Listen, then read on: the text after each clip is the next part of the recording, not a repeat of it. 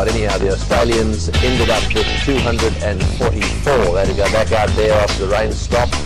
And McGrath not out on one. And at the end of the day, they made 244, not quite using up all of the overs. So I'm not too sure that they'll be entirely happy with that, but if you score 250 batting first, you've always got a chance of winning the match. And as both my co-commentators said, some very good bowling by Harbhajan Singh, 2 for 26. I must say that I thought that he was largely responsible for settling things down out there.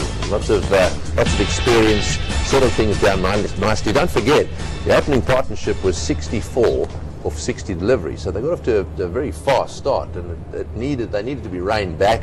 And as Arun Lal was saying when we were rudely interrupted by play starting again, the spinners did well. Indeed, Tony, they did fabulously well, in fact. But you know, the thing is that Harbhajan Singh has a role to play. Now he's the attack bowler. That's the strategy. We don't want him to be restrictive only. We need him, from the Indian perspective, to take wickets, and that's just what he did. Now he's also the kind of bowler who, if he gets a wicket in his first 2 or 3 overs, then he becomes exceptionally good. He feeds off his own confidence, and that's what we want Harbhajan Singh to be doing. But if he goes for a few runs in the first 2 or 3 overs, then it can be that's a major wicket for Harbhajan Singh. That was Watson. And then he starts pitching it right, he starts getting the loop, he starts getting everything going right. That is cross-throw wicket number 2. And just look at his body language. It's so aggressive. But that's really what you want from Harbhajan Singh. And produced it there when he pointed towards his captain, that worked it out. No, I think there Harbhajan says, you know, I want a fielder in slip. Yeah. What a lovely, I think, all the dots. Unbelievable grouping. I mean, it's really right hand or left hand. He's got his position. All the best bowlers group the ball well. So that there's no doubt. They don't give you too much. And look at where his wicket balls come from. Both the ball outside the off stump there. And the problem, of course, that the batsmen have, not all of them, but most of them, is that they're never quite sure how much it's going to spin and whether or not it's going to go straight on. So, it's a wonderful aspect of the game, this whole development of this doosra. I think it's great for cricket. But Tony, strangely, today I didn't see him bowl too many doosras. But 1 or 2 went straight on, though. Yeah, but those are those flatter trajectories, because when we replayed those, that had the seam towards, towards fine leg. And he didn't have that scrambled seam at all. One that, probably you've been waiting for that one.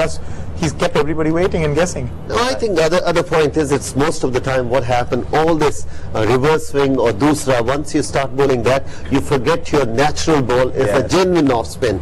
And they get so much enjoyment seeing that, and the batsman little bit struggling, then the rhythm goes most of the time. But they're refining it, Kapil. What they're doing, I agree with you entirely. When it first came, all the bowlers that had it, they were pitching, you could see it by where the ball pitched. If the ball pitched here, it was an off spinner. If it pitched there, it was a doosra. Now I think they're starting to refine it. They're not giving away quite so much. I think off spinner is an off spinner, and he have to bowl 90% that, and same leg spinner. And then you can bowl Google odd ball where you can put in suspense. But can you see sometime leg spinner, he bowling almost 4 balls Google, and same doosra, Muralidharan also, he goes so many wrong one because he feel comfortable with that.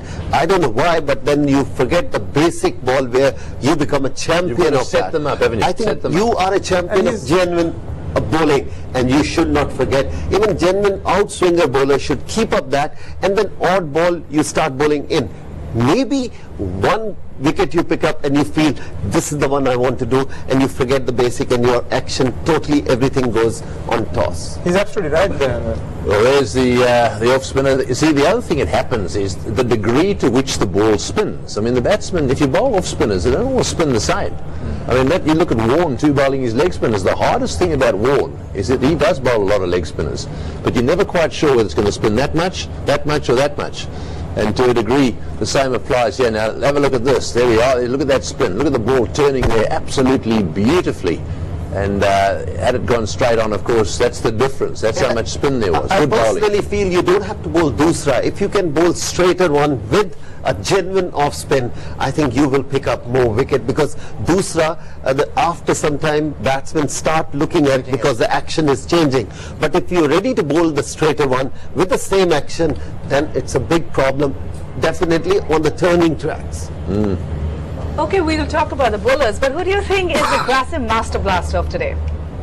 Certainly Watson, I mean, undoubtedly. Absolutely, yep. So let's enjoy the package. Master Blaster brought to you by Grasim, the power of fashion. There we are. We'll see some blasting here, that's for sure. One or two tremendous shots down the ground. Took a little bit of time just to warm to the task, but that is a great pull shot.